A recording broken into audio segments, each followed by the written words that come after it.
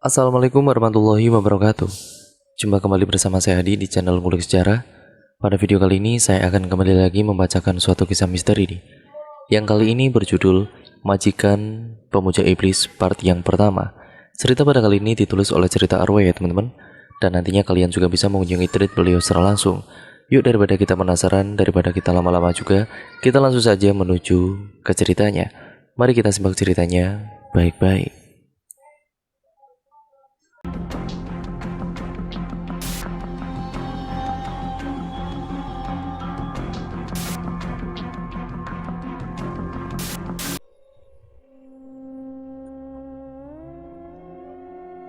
Di tahun 2002, Purwati mendaftarkan dirinya sebagai ART di perusahaan penyalur tenaga kerja daerah Jakarta. Di tahun tersebut, umur Purwati masih dibilang sangat belia, 15 tahun. Walaupun Purwati masih tergolong ART yang belum berpengalaman, namun ia tetap nekat untuk bekerja mengadu nasib di ibu kota Jakarta. Berhari-hari Purwati berada di penampungan menanti majikan yang akan membawanya bekerja. Akhirnya penantian itu pun terjawab. Juga setelah Pak Iskandar beserta istrinya, Ibu Malcina, bersedia membawa Purwati bekerja di rumahnya sebagai seorang ART.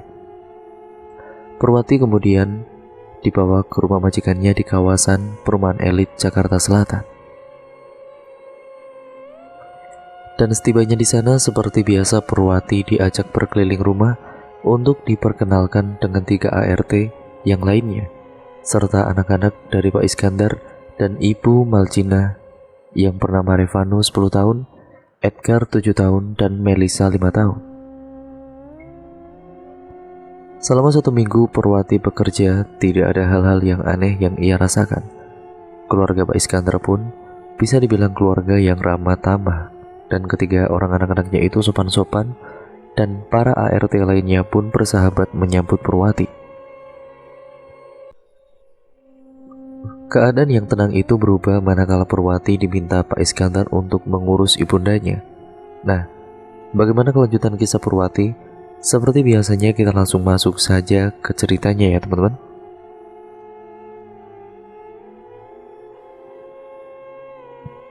Pagi itu Yayasan Penampungan Tenaga Kerja ART tempat Purwati tinggal didatangi beberapa orang tamu yang akan memilih calon ART-nya.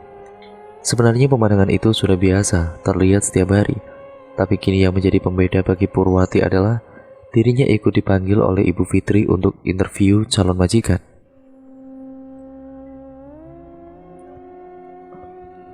Pur, nanti kamu ikut saya ke ruangan ya.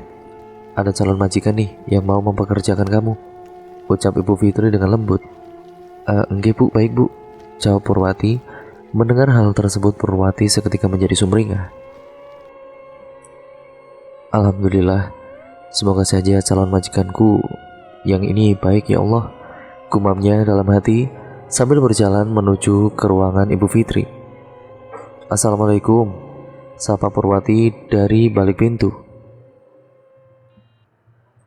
Waalaikumsalam Pur, silakan masuk nih, calon majikanmu sudah menunggu, jawab Ibu Fitri mempersilakan Purwati masuk. Purwati langsung diajak bersalaman dan duduk bersama sambil ditanyakan seputar pengalaman pekerjanya oleh Pak Iskandar serta sang istri yang bernama Ibu Malcina. Jadi begini Purwati, pertama-tama perkenalkan dahulu, nama saya Iskandar dan ini istri saya Malcina. Nah, sekarang kami mau bertanya, apa kamu sudah berpengalaman bekerja sebagai ART? Tanya lembut Pak Iskandar. Nganu Pak, saya jujur saja belum pernah berpengalaman sebagai ART.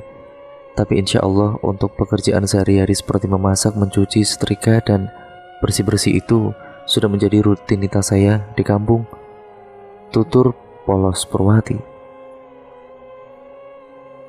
Oh begitu ya? Nggak apa-apa deh, kalau memang kamu belum berpengalaman bekerja. Ya kebetulan di rumah saya kan sudah ada 3 ART yang terlebih dahulu kerja di situ.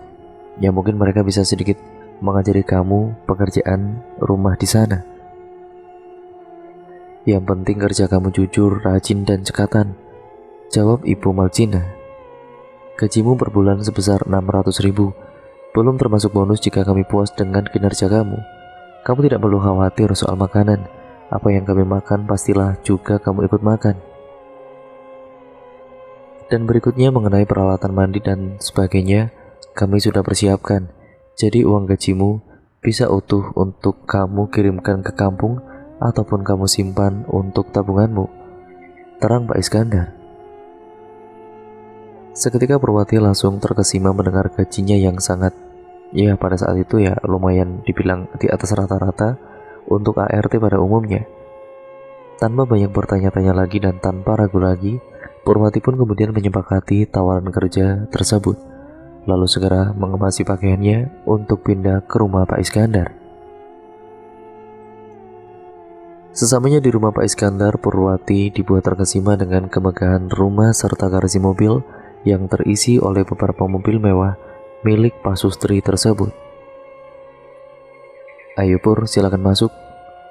Di dalam sudah ada Yatmi, Riri, dan Tiwi untuk mengajari kamu, ajak Ibu Malcina sambil menepuk bahu Purwati. Iya Bu, iya. Maaf saya sampai melamun melihat rumah Ibu, jawab lugu Purwati. Purwati langsung diajak berkeliling rumah mewah itu milik Pak Sutri majikannya itu, serta diperkenalkan kepada 3 orang anaknya. Singkat ceritanya, selama Purwati 7 hari bekerja di sana tidak ada kesan aneh ataupun ada hal yang mencurigakan di rumah itu. Semuanya pun berjalan dengan apa adanya sampai pada akhirnya Purwati dipanggil oleh Pak Iskandar serta Ibu Malcina untuk berbicara. Jadi gimana Pur perasaan kamu bekerja di sini? Tanya Pak Iskandar berbahasa basi. Alhamdulillah, betah Pak. Saya kerasan sekali tinggal di rumah Bapak dan Ibu, jawab Purwati. Nah, begini Pur, maksud kami memanggil kamu ke sini sebenarnya kami ingin memberitahu jika besok kamu dipindahkan kerja di rumah ibu saya. Iya maaf kalau terkesan mendadak, karena pengasuh ibu saya tiba-tiba pulang kampung, jelas Pak Iskandar. Belum sempat Purwati bertanya, Pak Iskandar melanjutkan kembali ucapannya.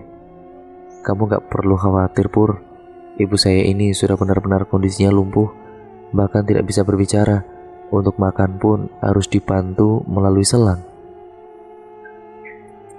Tugasmu hanya memberi makan dan obat tepat pada waktunya, mengganti pakaian atau popoknya, dan membersihkan tubuhnya 2 hari sekali. Semakin lama kamu bekerja di sana, gajimu akan kami berikan kenaikan 2 kali lipat dan uang bonus lebih dari 3 ART saya. Di sana kamu pun bebas untuk memasak makanan kamu sendiri. Ya karena ibu saya sehari-harinya sudah ada makanan khusus untuknya. Purwati kemudian menyanggupi pekerjaan tersebut. Dan ia segera diantar oleh Pak Tanto, yaitu supir Pak Iskandar, menuju ke rumah sang ibunda yang letaknya pun tidak jauh dari rumah Pak Iskandar, mungkin hanya sekitar kurang lebih 15 menit saja. Dalam perjalanannya, Pak Tanto memberikan pertanyaan yang sebenarnya agak membuat perasaan Purwati agak tidak karuan. Pur, apa kamu sudah yakin mau mengurusi Ibu Sulis? Tanya Pak Tanto tiba-tiba. Sudah Pak. Memangnya kenapa Pak kok tiba-tiba bertanya begitu? Tanya balik Purwati. Enggak kok, enggak apa-apa. Cuma kalau boleh saya berpesan, kamu simpan ya nomor handphone saya. Kalau kamu ada apa-apa, kamu bisa segera menelepon saya melalui telepon rumah di sana. Oh iya, dan lagi, jika makanan, obat-obatan ataupun perlengkapan kebutuhan Ibu Sulis habis, kamu juga bisa segera menghubungi saya, ucap Pak Tanto. Begitu menginjakkan kaki di rumah sang ibunda Pak Iskandar, seketika bulu kuduk Purwati merinding. Ada hawa lembab sekaligus yang tercium bau busuk menyengat di rumah besar tersebut. Gambaran dari rumah itu pun terkesan seperti rumah angker yang tidak terawat sama sekali. Sangat berbeda suasananya dengan rumah Pak Iskandar.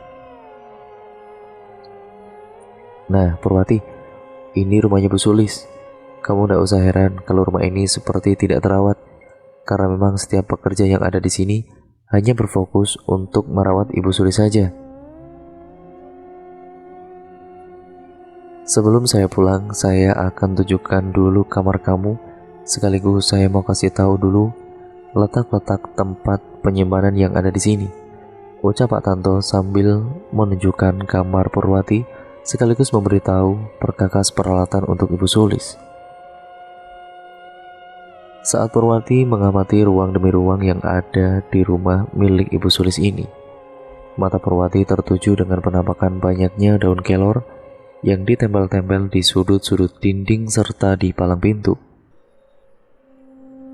Pak Tanto, ini maksudnya apa ya? Kok banyak daun kelor yang ditempel di sini? Tanya Purwati penasaran. Saya nggak bisa menjelaskannya sekarang, tapi nanti saya akan kasih tahu kamu kalau memang waktunya sudah tepat. Sekarang saya mau pulang dulu, dan ini saya sudah bawakan juga daun kelor untuk kamu simpan. Simpan daun ini di bawah bantal kamu saat kamu mau tidur. Begitu ya, Pur? Jawab Pak Tanto, dan kemudian langsung segera bergegas meninggalkan rumah Ibu Sulis. Perasaan Purwati benar-benar semakin tidak karuan saat mendengar ucapan Pak Tanto yang masih menjadi misteri, sekaligus ia cukup syok melihat keadaan rumah Ibu Sulis yang terkesan sangat menyeramkan dan agak gelap walaupun hari masih siang. Purwanti mencoba menarik nafas panjang dan berdoa dalam hati. Ya Allah, hamba mau mencari rezeki, semoga Engkau meridhoi jalan hamba, agar hasil yang hamba peroleh menjadi berkah bagi hamba dan juga keluarga. Baru saja untayan doa terucap dari bibir Purwati seketika ia mendengar benda jatuh yang berasal dari lantai 2. Dengan setengah berlari, Purwati menuju ke lantai 2 dan memastikan tidak ada barang jatuh serta memastikan Ibu Sulis masih berada di atas kasurnya.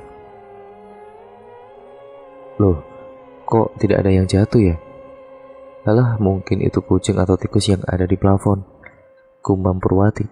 Sambil menunggu jam makan siang, Purwati yang pada dasarnya adalah orang yang resik, ia kemudian menghabiskan waktu untuk bersih-bersih rumah serta mencopot beberapa daun kelor kering di beberapa sudut dinding walaupun tanpa disuruh. Daun kering gini ya harus dibuang saja supaya tidak merusak pemandangan. Biar nanti tak cari lagi saja gantinya daun kelor yang masih segar di pekarangan rumah, batin Purwati. Setelah Purwati selesai bersih-bersih rumah, ia segera beranjak ke dapur mempersiapkan oatmeal instan untuk makan siang Bu Sulis serta obat-obatnya. Purwati masih ingat akan pesan-pesan majikannya itu. Jika ingin memberi makan Ibu Sulis itu pada pukul 12 siang, 6 sore, dan 6 pagi. Berikut dengan instruksi tata caranya menggunakan selang NGT. Tepat jam 12 siang, Purwati kembali masuk ke dalam kamar Ibu Sulis. Dengan lembut Purwati membangunkan majikannya yang sepertinya sudah berumur lebih dari 60 tahunan. Purwati mengusap-ngusap sang majikan sambil lirih memanggil namanya. Assalamualaikum Ibu Sulis. Maaf Bu, Purwati ganggu tidurnya. Sekarang waktunya Ibu Sulis makan siang dan minum obat ya Bu. Habis itu baru Ibu Sulis boleh tidur lagi ya. Buka pembicaraan Purwati dengan lembut. Tidak lama Ibu Sulis pun membuka matanya, namun saat Ibu Sulis membuka mata ada tatapan amarah begitu ia pertama kali melihat Purwati ada di hadapannya. Tenang Bu, mungkin Ibu masih asing sama saya karena saya baru hari ini bekerja di rumah Ibu. Oh iya, nama saya Purwati Bu, asal saya dari Jawa Timur. Kalau Ibu namanya Ibu Sulis ya, salam kenal ya Bu. Doa saya semoga Ibu Sulis segera cepat dipulihkan oleh Allah. Amin, ucap Purwati mengajak berbicara sang majikan sambil kedua tangannya dengan cekatan mengisi selang NGT dengan bubur oatmeal. Purwati mengerti jika sang majikannya itu sudah tidak bisa berbicara lagi, tapi ia yakin Ibu Sulis masih bisa mendengar suara Purwati. Ada rasa iba manakala Purwati menyaksikan jika sang majikannya itu menderita ketika diberi makan melalui selang dari hidung yang langsung tersambung menuju ke pencernaan. Ibu Sulis tidak nyaman ya Bu? Tapi sabar ya Bu, ini demi kebaikan Ibu. Kalau Ibu nggak makan, nanti Ibu nggak akan sembuh, tutur Purwati mencoba menyemangati Ibu Sulis. Purwati yang sedari tadi agak terganggu dengan bau busuk di kamar Ibu Sulis, kemudian segera membersihkan kamar beliau. Namun alangkah terkejutnya Purwati saat mendapati bagian tubuh belakang Ibu Sulis sudah ada luka menganga yang dipenuhi dengan belatung serta nanah. Sebenarnya ini adalah kali pertama Purwati mengurusi orang sakit, apalagi dengan keadaan mengkhawatirkan seperti ini. Namun karena niat dan tekad Purwati yang begitu besar untuk bekerja sungguh-sungguh, ia kesampingkan rasa jijik serta mualnya saat membersihkan tubuh Ibu Sulis. Setelah selesai, Purwati kemudian menggantikan baju Ibu Sulis dan membersihkan luka di bagian punggung majikannya itu. Purwati kemudian berniat membawa Ibu Sulis menuju ke lantai 1. Dan Ibu Sulis, maaf ya Bu kalau saya lancang, tapi saya mau Ibu sesekali pindah tempat ya Bu. Ya biar Ibu tidak jenuh di rumah Ibu sendiri, ucap Purwati seraya membopong tubuh renta Ibu Sulis di pangkuannya ke lantai 1. Purwati lalu merebahkan tubuh Ibu Sulis di sofa mewah sambil menyalakan televisi agar Ibu Sulis merasa tidak jenuh. Sesekali Purwati masih terus mengajak Ibu Sulis berinteraksi. Walaupun Ibu Sulis tidak bisa berbicara dan sama sekali tidak bergerak, namun kini ada perbedaan dari sorot mata yang terpancar lebih bersahabat dengan Purwati. Bahkan Ibu Sulis sampai menitikkan air mata. Saat Purwati dan Ibu Sulis berada di ruang keluarga, tiba-tiba muncul kembali semilir angin yang dingin di tengkuk Purwati yang seketika membuat ia merinding. Purwati pun dengan jelas mendengar suara, "Pergi kamu dari sini," yang menggema di telinganya. Astagfirullahaladzim, suara apa itu barusan? Teriak Purwati seketika. Purwati melihat ke arah Ibu Sulis, namun tatap mata beliau seperti menunjukkan ke arah lain dengan mimik wajah yang begitu ketakutan. Saat Purwati menoleh ke arah yang sama dengan tatapan Ibu Sulis, nyatanya di sana ia melihat ada sebuah siluet bayangan hitam yang tiba-tiba hilang menembus tembok.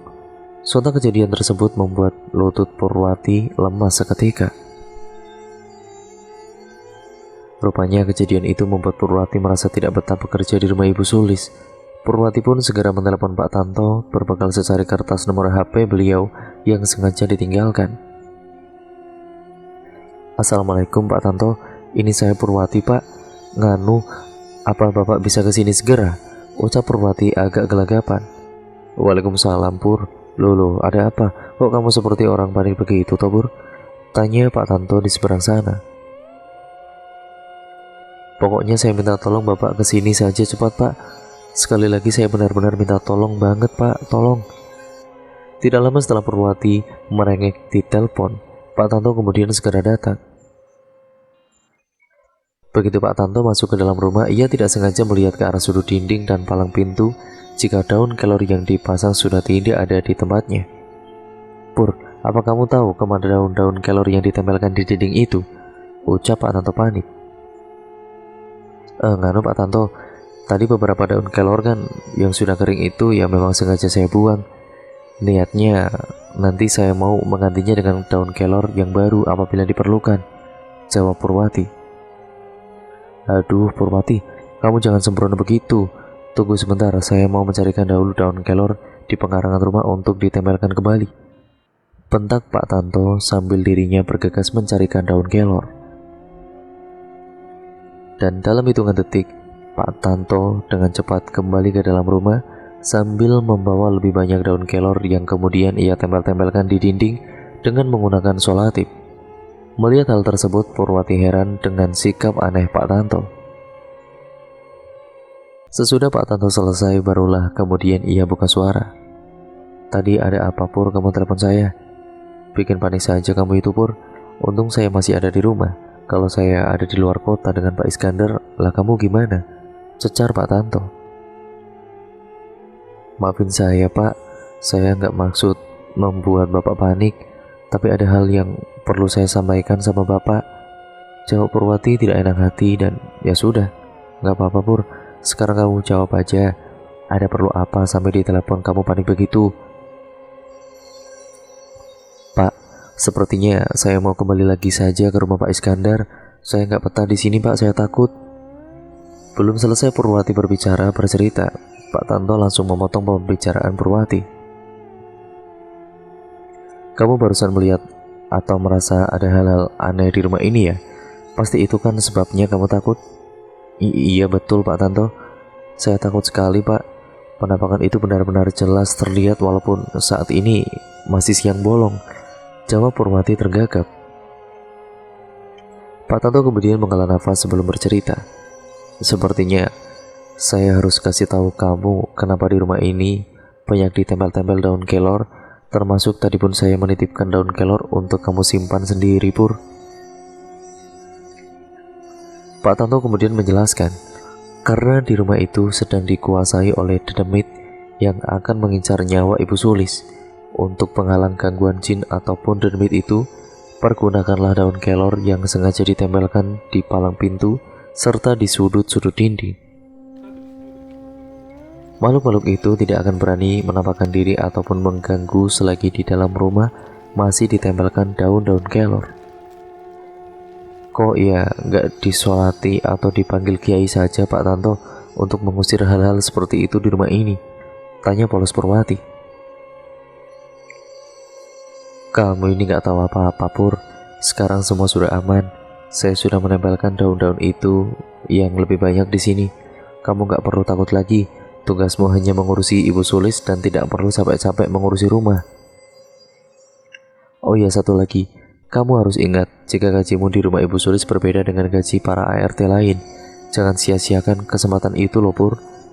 Corocos Pak Tanto mencoba meyakinkan Purwati.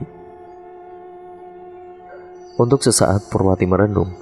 Ia berpikir jika benar yang dikatakan oleh Pak Tanto, daun kelor itu bisa menangkal dedemit, mungkin ia akan bertahan mengurusi Ibu Sulis.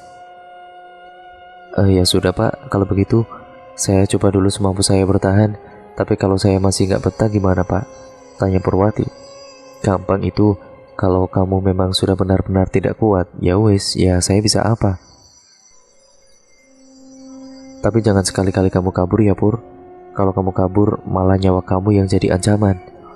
Ucap dan ungkap dari Pak Tanto. Loh kok semakin menakutkan sih Pak bahasanya?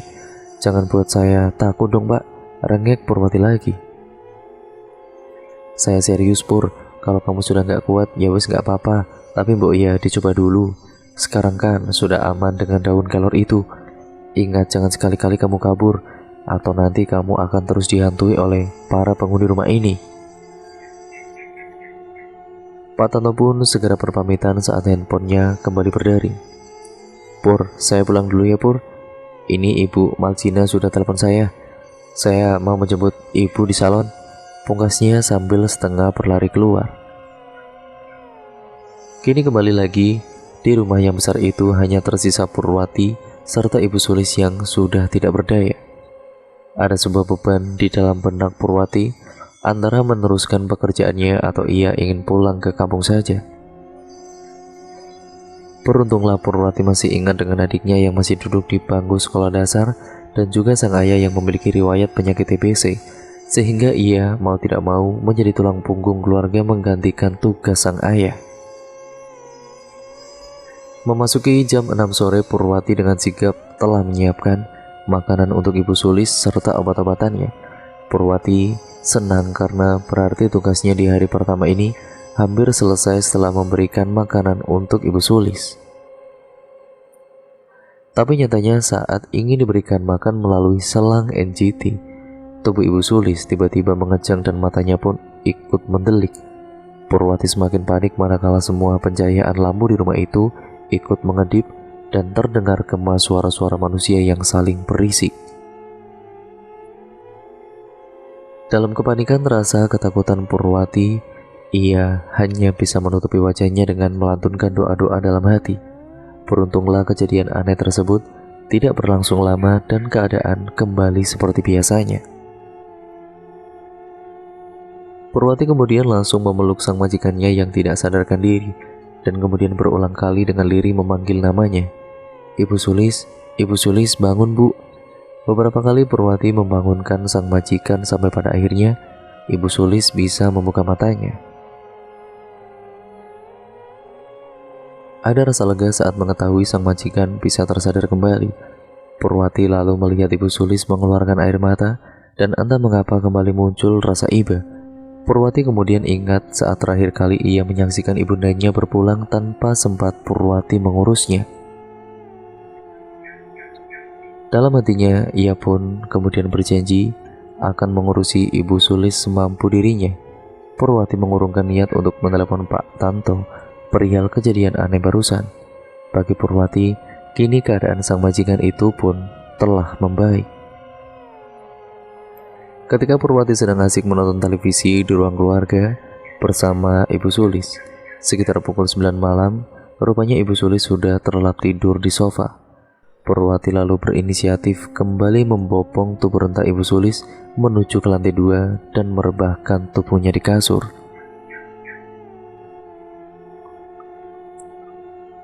Dan sebelum Purwati keluar kamar, ia sempat mengusap-ngusap lengan sang majikannya itu. "Ibu, bobo yang lelap ya bu. Besok pagi Purwati bangunin lagi." Purwati yang masih belum mau tidur, ia kemudian memutuskan untuk kembali menonton televisi di ruang keluarga. Kebetulan saat itu acaranya sedang seru untuk ditonton.